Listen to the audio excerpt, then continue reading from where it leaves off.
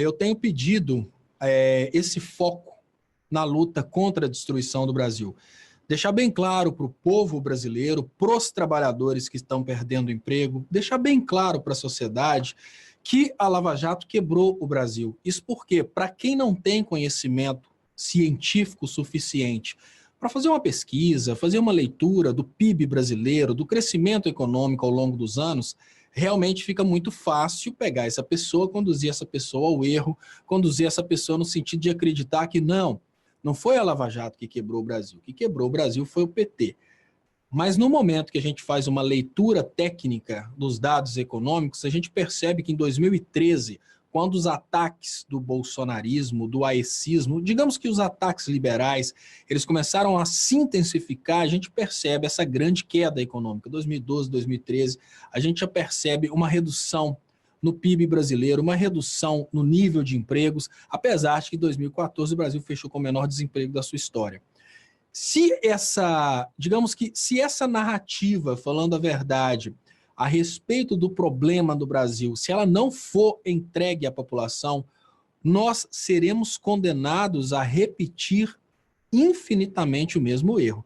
A ideia de querer colocar o problema econômico de um país de 207 milhões de habitantes, um país que estava bombando em termos de economia, desemprego baixíssimo, uma produtividade muito grande, existe a possibilidade da gente considerar que o que quebrou um país do tamanho do Brasil foi necessariamente corrupção de alguns políticos. É lógico que a corrupção, ela evitou sim o crescimento de setores importantes, como por exemplo a educação, saúde pública, tudo isso foi sacrificado pela corrupção. A gente precisa concordar, não há como negar que a corrupção sacrifica os investimentos estatais, mas tentar criar uma relação entre a corrupção e a quebra das indústrias brasileiras é forçar a barra.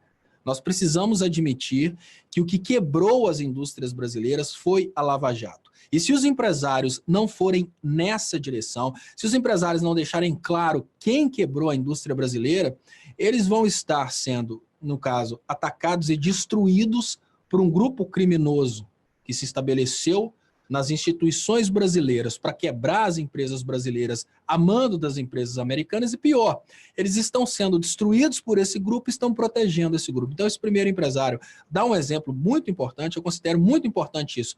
Primeiro, a consciência de que a corrupção não tem potencial de quebrar empresas brasileiras. Quebrar estatais, claro. Diminuir a lucratividade das estatais, claro. Mas falar que a cadeia produtiva brasileira quebrou por causa da corrupção, isso é uma coisa completamente sem nexo e uma coisa que não faz sentido nenhum, mas a gente precisa admitir que esse argumento fechou em cima da cabeça do brasileiro. Ah, por que do desemprego hoje? Por causa da corrupção. Peraí, como que você me explica uma correlação entre corrupção e desemprego? Ah, a Operação Lava Jato lutou contra a corrupção. Não.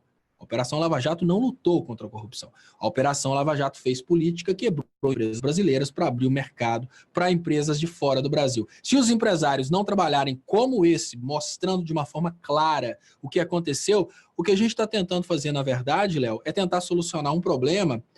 Por exemplo, você está com a sua pressão alta, aí o médico chega para te atender, você fala com ele, não, minha barriga está doendo. Obviamente ele vai procurar um outro problema que não existe e vai tentar solucionar a partir de um remédio que não funciona. Então, se a gente quer resolver o problema social brasileiro, se a gente quer resolver o problema econômico brasileiro, a gente tem que parar de mentir.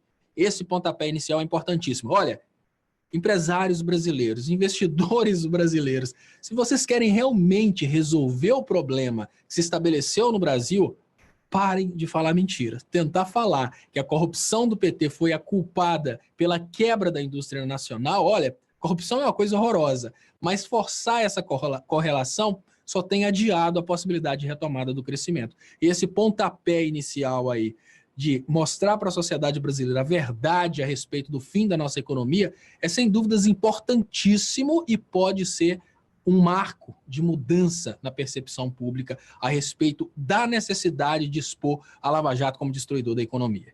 Aqui no Brasil, a gente tem uma prática muito cruel das empresas que instalam serviços de TV a cabo. Eles não fazem o aterramento do sistema de TV a cabo. O que isso normalmente tem causado no Brasil é a queima de aparelhos televisores, a queima de aparelhos ligados ao sistema de internet do provedor de internet. Por exemplo, a NET não instala o supressor de surtos que é necessário na entrada do sistema de TV a cabo. Da mesma forma que um raio pode cair e queimar um aparelho eletrônico, imaginem o que pode acontecer se uma criança estiver segurando o fio da TV a cabo exatamente no momento em que o raio cai.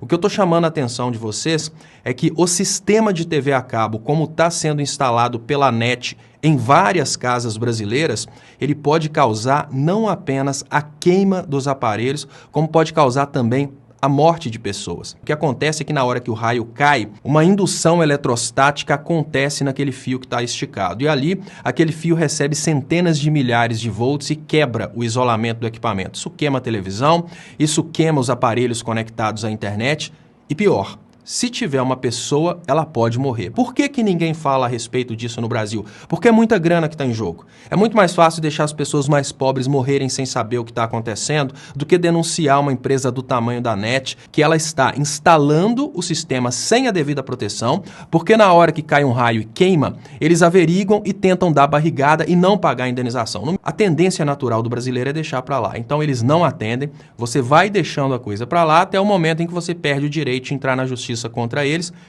Estatisticamente fica mais barato para eles desrespeitarem o Brasil do que atenderem adequadamente. Aí que entram as agências regulamentadoras para exigirem essa condição de segurança. No Brasil eles têm um lobby muito forte e isso não acontece.